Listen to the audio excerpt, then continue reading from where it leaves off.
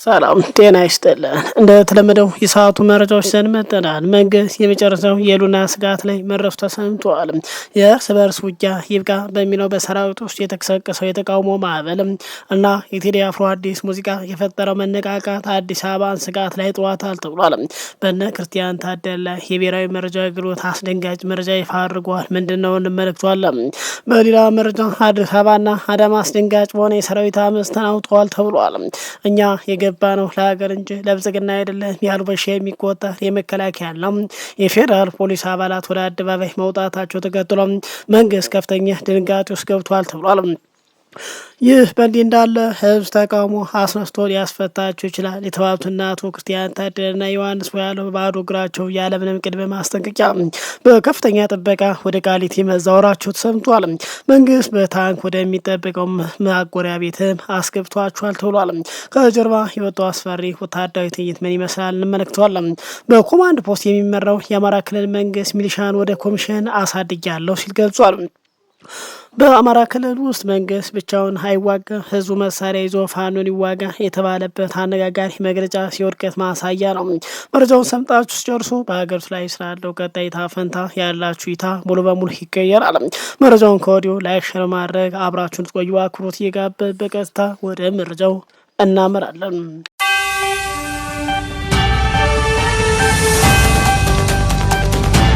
ከወደ ኢትዮጵያ ፓርላማ በርካቶችን ያስገረመ ዜና ተሰማ።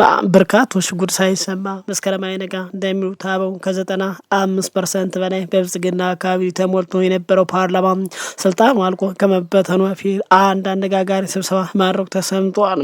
የረቂቅ አዋጅ መድረክና የተቀላቁ የተቃዋሚ የመጀመሪያ የመንግስት አሰራር ግልጽነት ለማረጋገጥ የዜጎችን መረጃ የማግኘት መብት በተግባር ለመተርጓም በሚዘጋጀው አዲሱ የመረጃ ነጻነት ረቂቅ አዋጅ ትናንት ግንቦት 5 ቀን 2018 ዓ.ም በምክር ቤቱ የዲሞክራሲ ጉዳይ ቋሚ ኮሚቴ አዘጋጅነት ውይይት ተደርጎበታል ተብሏል። ይሁን እንጂ መድረኩ ይፋዊ የህዝብ ውይይት የሚል ስያሜ ቢሰጠው አፈጻጸሙ ግን እጅግ የተገደበ መረጃን የከለከለና ከህዝብ እይታ የራቀ እንደነበር በስብሰባው ላይ የተገኙ የመረጃ ምንጮች አጋልጠዋል። በውይይቱ ላይ በቀጥታ የሚመለከታቸው የተወሰኑ የሚዲያ ባለሙያዎችና የሙያ ማህበራት ተወካይ እንዲገኙ ቢደረግም ጋዜጠኞች የውይይቱን ሂደት በድምፅም ሆነ በምስል ቀርጸው ለህዝብ እንዳያቀርቡ ጥብቅ ክልከላ ተደርጎባቸዋል ተብሏል።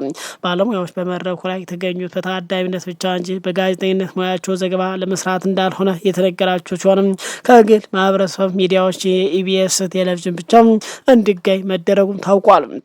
በተጨማሪም ኮሚቴው ለተቋማት በላከው ጥሪ ላይ ተሳታፊዎች አስቀድመው እንዲመዘገቡ ጥብቅ የኮታ አሰራር ተከትሏል። ለውይይት በቀረበው የረቂቅ አዋጅ ማብራሪያ ላይ ሰነድ ላይ በግልጽ እንደሰፈረው አዲሱ የህግ ያስፈለገበት ዋነኛ ምክንያት በመንግስት ተቋማት ዘንድ የተንሰራፈው መረጃን የመደበቅ ባህል በማስወገድ ግልጽነትና ተጠያቂነት ማረጋገጥ ነው ይላል። ሰነዱ አክሎም ከ17 ዓመታት በፊት የወጣው የአዋጅ ቁጥር 590/2000 ሳይተገበር የቀረው የመንግስት አካላት የመልካም ገጽታ ግንባታ የሚሰራው መረጃ በመደበቅ ነው የሚል የተሳሳተ አመለካከት በመያዛቸው ነው ይላል። ይሁን እንጂ ይህንን መመሪያ የያዘውን ረቂቅ አዋጅ ራሱ ምክር ቤቱ በሚስጥር መገምገም አግራሞትን ፈጥሯል። በቦታው የተገኙ የዘርፍ ባለሙያዎች ለመሰረት ሚዲያ በሰጡት አስተያየት ይህ አይነቱ አግላይ አካሄድ በረቂቅ አዋጅ ላይ እምነት እንዳይጣልበት ያደርጋል ብሏል። አዋጁ በቀጥታ የሚነካው ጋዜጠኞችና የመረጃ ፈላጊዎች ማህበረሰብ ሆኖ ሳለ የውይይቱ ሂደት ራሱ የመረጃ መብት ጥሰት የታየበት መሆኑም ህጉ ወደፊት ሲጸድቅ ሊያጋጥም የሚችል ተግባራዊ ፈተናዎች ገና ከወዲሁ ያሳየ ማሳያ ነው ሲሉ ስጋታቸውን ገልጿል። በተለይ ደግሞ የመረጃ ነጻነትና ህግ ለማርቀቅ የተሰባሰበው ፓርላማ ማፈን ለምዶበት ተመሳሳይ በዝግ በሚመስል መልኩ ማድረጉ አጀብ አስብሏል። በቂሊንጦ ማረሚያ ቤት በስር ላይ የሚገኙ ታዋቂ የፖለቲካ እስረኞችና የምክር ቤት አባላት በከፍተኛ ጥበቃ ወደሚታወቀው የቃሊቲ ማረሚያ ቤት በዛሬው ዕለት እንዲዛወሩ መደረጉ የመሰረት ሚዲያ የመረጃ ምንጮች አረጋግጡ። ስማቸው እንዳይጠቀስ የፈለጉ አንድ የፌዴራል ማረሚያ ቤት አስተዳደር ሰራተኛ ለሚዲያው እንደገለጹ ከሆነ አቶ ዮሐንስ ቧያለው፣ አቶ ክርስቲያን ታደለ፣ ዶክተር ወንዶሰን አሰፋና ጋዜጠኛ ጎበዜ ሲሳይን ጨምሮ በርካታ ተጽዕኖ ፈጣሪ ግለሰቦች ወደ ቃሊቲ እንዲዛወሩ ከተደረጉ ይገኙበታል አሉ። ይህ የእስር ቤት ዝውውር የተደረገው ያለምንም ቅድመ ማስታወቂያ ሲሆን እስረኞች በድንገት ተነስተው ወደ እኛ አዲሱ ማረፊያቸው እንዲያመሩ ተደርጓል ብለው ማረጋገጡ የሰጡት ደግሞ የቃሊቲ እስር ቤት ባልደረባ ናቸው። ለዚህ ድንገተኛና ዝውውር እንደ ዋና ምክንያት የቀረበው በቅርቡ የሚካሄደው ሀገር አቀፍ ምርጫ ተከትሎ በአዲስ አበባ ከተማ ሁከትና ብጥብጥ ከተነሳ ለጥንቃቄ በሚሰጥ የጸጥታ ስጋት መረጃ ነው ተብሏል። የብሔራዊ መረጃ ደህንነት አገልግሎት እንዲሆን የኢንፎርሜሽን መረብ ደህንነት አስተዳደር በጋራ ባጠናቀሩት መረጃ መሰረት በምርጫው ወቅት ብጥብጥ ቢነሳ እነዚህ ታዋቂ እስረኞች ትኩረት ሊሆኑ ይችላሉ የሚል ቅድመ ማስጠንቀቂያ ለመንግስት መቅረቡ ታውቋል። በመሆኑ መንግስት የጸጥታ ስጋት ለመቀነስና እስረኞች በቅርቡ ክትትል ስር ለመዋል ሲል ይህንን ውሳኔ ማስተላለፍ ተገልጿል። እነዚህ የፖለቲካ እስረኞች እስካሁን በቂሊንጦ ማረሚያ ቤት ቆይታ የነበራቸው ቢሆንም መንግስት በተለያየ ጊዜያት የጸጥታ ስጋት አለ በሚል ምክንያትም እስካሁን ከ5 ጊዜ በላይ ከተለያዩ ማረሚያ ቤቶችና ዞኖች ሲያዘዋውራቸው መቆየቱ ይታወሳል። ይሁን እንጂ የአሁኑ ዝውውር ከአሁን ቀደሞቹ ለየት የሚያደርገው እስረኞችን ከከተማ ዳርቻ ካለ ቂሊንጦ ማረሚያ ቤትም በማውጣት ወደ መሀል ከተማ በማስጠጋት በፌዴራል ፖሊስና በሀገር መከላከያ ሰራዊት ጥምር ኃይል ጥብቅ ጥበቃ እንዲደረግባቸው መደረጉን የሚሉ ምንጮች ገልጸዋል። ከላይ በስም ከተጠቀሱ ግለሰቦች በተጨማሪም ሌሎች ከፍተኛ አመራሮችና ባለሙያዎች የዝውውሩ አካል መሆናቸው ታውቋል። ዶክተር ካሳ ተሻገር፣ ዶክተር ጫኔ ከበደ፣ ዶክተር ሲሳይ አውግቸው፣ ዶክተር ገብረ አባለሙና ጋዜጠኛ ዳዊት በጋሻውን ጨምሮ ወደ 50 የሚጠጉ በሽብር ወንጀል ተጠርጥረው በስር ላይ የሚገኙ ግለሰቦች በአሁኑ ወቅት በቃሊቲ ከፍተኛ ጥበቃ ማረሚያ ቤት እንደሚገኙ የመሰረት የሚዲያ የመረጃ ምንጮች ገልጸዋል። ዝውውሩን ተከትሎ በእስረኞች ቤተሰቦች ዘንድ ጭንቀት የፈጠረ ሲሆን እስካሁን ድረስ በማረሚያ ቤቱ በኩል የተሰጠ ይፋዊ መግለጫ የለም ተብሏል። እንደሚወጡ መረጃዎች ከሆነ በቀጣይ መንግስት ከምርጫው ጋር በተያያዘ የአዲስ አበባን ጨምሮ በርካታ የሀገሪቱ አካባቢ ላይ አመጽ ሊነሳ ይችላል የሚል ድምዳሜ ላይ መድረሳቸው ተገልጿል። በዚህ አመፅ ተፈጥሮ ህዝብ ሊያስፈታችሁ ይችላል የተባሉ የፖለቲከኛ እስረኞች ጠንካራ ጥበቃ በሚደረግ ቦታዎች ላይ በማድረግ የባሰ ነገር ከመጣ ገዢው መንግስትም በእነዚህ ሰዎች ላይ ወታደራዊ እርምጃ ሊያዝዝ እንደሚችል መረጃዎች ወጥተዋል። በተለይ የቴሌ ሙዚቃ በመውጣት የተነሳ ህዝቡ ከፍተኛ መነቃቃት መግባቱ ሲገለጽ ከህዝቡ በተጨማሪ ከሰሞኑ በተለያየ ቦታ ባለፉት 8 ዓመታት ያለ እረፍት ከራሱ ህዝብ ጋር ግጭት ውስጥ ያለው መከላከያ አመፅ መጀመሩ ሲገለጽ በተለይ ተዋጊ በተጨማሪ በተለያዩ ጉዳት ከወራት በፊት ከሰራዊቱ የተባረሩ በተለያየ ቦታ ላይ ስቃይ ውስጥ መግባታቸው ተከትሎ ትናንት አዲስ አበባና አዳማ በመሳሰሉ ቦታዎች በርካታ ቁጥር ያላቸው ወታደሮች በመንግስት ላይ ተቃውሞ ሲያሰሙ ታይተዋል። ይህ ባለበት በተለይ በአዲስ አበባና በኦሮሚያ ከተማዎች በሺ የሚቆጠር የመከላከያ ፌዴራል ፖሊስ የሚሊሻ አባላት ወደ አደባባይ በመውጣት አስደንጋጭ ተቃውሞ አሰምተዋል። የእርስ በርስ ውጊያ ይብቃ፣ እኛ የገባነው ለሀገር እንጂ ለብልጽግና አይደለም ሲሉ ተቃውሞ አሰምተዋል።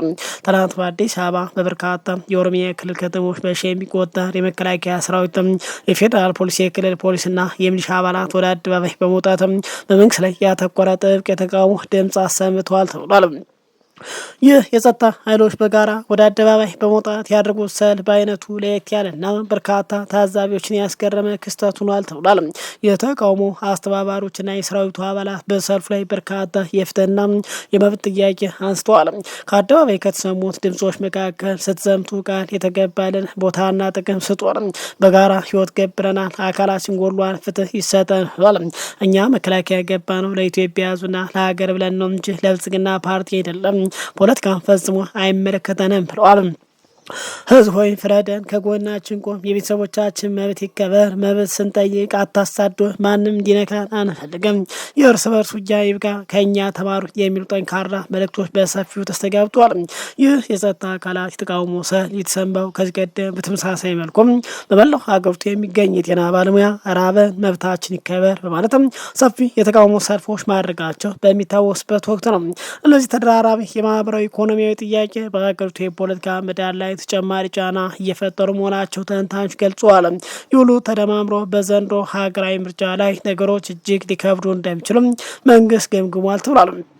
በተለይ የሀገር መከታ የሆነው የጸጥታ ኃይሎችና የህዝብ ፖሊስ የሆነው የጤና ባለሙያዎች በኢኮኖሚ ጫናና በመብት ጥያቄ ሳቢያ ወደ አደባባይ መውጣታቸው መንግስት በምርጫው ሊያጋጥም የሚችለው የጸጥታና የፖለቲካ ስጋት ገና ከወዲሁ ከባድ እንዲሆን እንዳደረገው ከውስጥ አዋቂ የመረጃ ምንጮች ወጥቷል።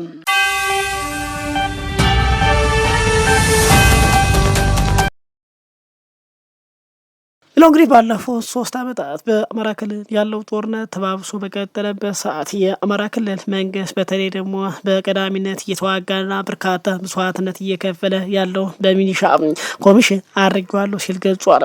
በአማራ ክልል ትልቅ ለውጥ ተሰምቷል። ላለፉት 3 ዓመታት የአማራ ክልል በአዲስ ወታደራዊ አደረጃጀት መነጋገሪያ ሆኗል። በሀገሪቱም በአማራ ክልል ለውጥ ተሰምቷል። በሀገሪቱ መከላከያ ጀነራል ኮማንድ ፖስት እየተመራ ይገኛል የሚባለው እና እውነተኛ ስልጣን የላቸውም የሚል ወቀሳ የሚሰነዘርበት የክልሉ መስተዳድር አዲስ መዋቅር ይዞ ብቅ ብለዋል። ባለፉት ዓመታት መደበኛ እርሻቸው ትተው ትልቅ በጀት የተከፈላቸው ከታጠቁ ኃይሎች ጋር ሲፋለሙ የነበሩት ሚሊሻዎች ከጽሕፈት ቤት ወደ ኮሚሽንነት አድጋቸዋል ተብሏል። የአማራ ክልል ከዚህ ቀደም ሲጠቀምበት የቆየውና በጽሕፈት ቤት ደረጃ የነበረው የሚሊሻ አወቃቀር ወደ ኮሚሽንነት ከፍ ማድረጉን በይፋ አስታውቋል። ክልሉ ይህን የገለጸው በአሁኑ ወቅት በተለያየ የክልሉ አካባቢዎች በሚደረግ በትጥቅ የታገዙ ግጭቶች ላይ በቀዳሚነት እየተሰለፈ ያለው በየቀኑም እያለቀ መሆኑ የሚነገርለት የሚሊሻ ኃይሉም የተቋቋመበት 30ኛ ዓመት የምስረታ በዓል እያከበረ ባለበት ወቅት ነው ተብሏል። በክልሉ ፕሬዚዳንት ቢሮ የወጣው መረጃ አሁን ላይ የክልሉ ሰላም በአስተማማኝ ደረጃ ለመጠበቅ የሚያስችል የሚሊሻ ኃይል እየተገነባ ነው ሲሉ ገልጿል። ይሁን እንጂ አሁን ላይ በክልሉ በተለያየ አካባቢ የታዩ ያሉ የሰላም እጦቶች በሰው ሕይወት መጥፋት፣ በትራንስፖርት መስተጓጎልና በከባድ የኑሮ ውድነት ላይ ከፍተኛ ጫና እያደረሱ መሆኑን በተደጋጋሚ መዘገቡ ይታወሳል። የአማራ ክልል ሚሊሻ ኃላፊ ኮሚሽነር አስቻለ አላምሬ ለክልሉ መገናኛ ብዙኃን እንደተናገሩት ተቋሙ ወደ ኮሚሽን ከፍ ማለቱ ራሱን ችሎ ግዳይ ለመፈጸምና ለጠንካራ የሚሊሻ ኃይል ግንባታ ወሳኝ ነው ሲሉ ገልጿል። ኮሚሽኑ አክሎም አዲሱ መዋቅር የሚሊሻ ኃይሉ በአቅም እንዲገነባ፣ በስልጠና እንዲዳበር፣ በሰው ኃይልና በግብዓት የተሟላ እንዲሆንም ያስችላል ሲሉ ገልጿል። ከተቋማዊ ሪፎርም ጋር ተያይዞ በተለያዩ ወረዳዎች አዳዲስ ሚሊሻዎች በሰፊው እየተመረቁ ናቸው ሲሉ ገልጿል። በአሁኑ ወቅት መንግስት የህግ ማስከበር ዘመቻ ሲል በሚጠራው ወታደራዊ እንቅስቃሴ ላይ የመከላከያ ሰራዊት፣ የክልሉ አድማ ብተና፣ ፖሊስ እንዲሁም የሚሊሻ ኃይሉ በአጠቃላይ ጀቱና ድሮኑ በጥምረት እየተሳተፉ ይገኛሉ። ኮሚሽኑ አዲሱ መዋቅር በተመለከተ ለሚሊሻ ኃይሉ ክብር የሚሰጥ ሞራል የሚገነባ ለበለጠ ግዳጅ የሚያነሳሳ ተቋም ሪፎርም ሲል ገልጹታል። መንግስት ይህንን ሪፎርም የክልሉ ሰላም በራስ አቅም ለመጠበቅ ያስችላል ቢለም ጉዳዩን በቅርቡ የሚከታተሉ ታዛቢዎች ግን በርካታ ጥያቄዎች እያነሱ ይገኛሉ። ክልሉ ከፋኖ ኃይሎች ጋር ወደ ከረረ ግጭት ከመግባቱ በፊት በርካታ በጀት የፈሰሰበት የሰለጠነው የክልሉ ልዩ ኃይል በ2015 አጋማሽ ላይ ተገዶ ማፍረሱ ይታወሳል። ያን ተከትሎ በተቀሰቀሰው ግጭት ምክንያት የብዙዎች ህይወት መቅጠፍና የንብረት ውድመት ማጋጠሙን የሀገር ውስጥና ዓለም አቀፍ የሰብአዊ መብት ተሟጋች ድርጅቶች በሪፖርቶቻቸው ማመልከታቸው ይታወሳል። ታዲያ አሁን ልዩ ኃይሉ በሌለበት ሁኔታ የሚሊሻውን መዋቅር ወደ ኮሚሽን ማሳደግ ብቻውን ከፋኖ ጥቃት ሊታደገው ይችላል ወይ የሚለው ትልቅ ጥያቄ ሆኗል። ሌላው ዋናው ነጥብ ደግሞ የፌዴራል መንግስት ስለዚህ የሚሊሻ ኃይል ሙሉ በሙሉ እምነት ጥሎበት ከወትሮ የክላሽንኮቭ ጠመንጃ ብዝለላ የጦርነት ሚዛን ሊቀይር የሚችሉ ከባድ መሳሪያዎችና ግብዓቶች ይሰጠዋል ወይ የሚለው ጥያቄ ነው። ይህ ኃይል በዚህ መልኩ ተደራጅቶ ብቻውን ቆሞ መዋጋትና በክልሉ ሰላም ማምጣት መቻሉ በቀጣይ አብረን የምናይ ይሆናል። እንደ መረጃዎች ከሆነ ግን በአማራ ክልል ውስጥ መንግስት ግጭት ብሎ የሚጠራው ፍልሚያ ገር በድሮንና በከባድ መሳሪያ ታግዞ በ14 ኃይሎች አጣምሮ ያልቻለውን ፋኖ በሚሊሻ ፍጹም አይታሰብም በማለት በመግለጽ ላይ ናቸው። ከሰሞኑ የአማራ ክልል መንግስት የሰላም የጸጥታ ኃላፊ መሆናቸው የሚነገርላቸው ባለስልጣን አሚኮ ጋር በነበራቸው ቆይታ ህዝቡ ያለውን መሳሪያ በመያዝ ፋኖን መዋጋ አለበት ግዴታው ነው አሊያ መንግስት ብቻውን አይዋጋ በማለት ገልጿል። ከዛ በተጨማሪ ፋኖ ኃይሎች ከኦነግና ከህወሓት ከሻዕቢያ ኃይሎች ጋር ሊዋጉ አልቻለም፣ ወልቃይት ራያን አሳልፈው ሊሰጡ ነው ወዘተ የሚል አነጋጋሪ መግለጫ መስጠታቸው ይታወሳል። ክቡራን አድማጭ ተመልካቾች ሰዓቱ መረጃ ይመስላል። ከሰዓታት በኋላ በሌላ አዳዲስ መረጃ እስክንገናኝ በያላችሁበት ሰላም ቆዩ።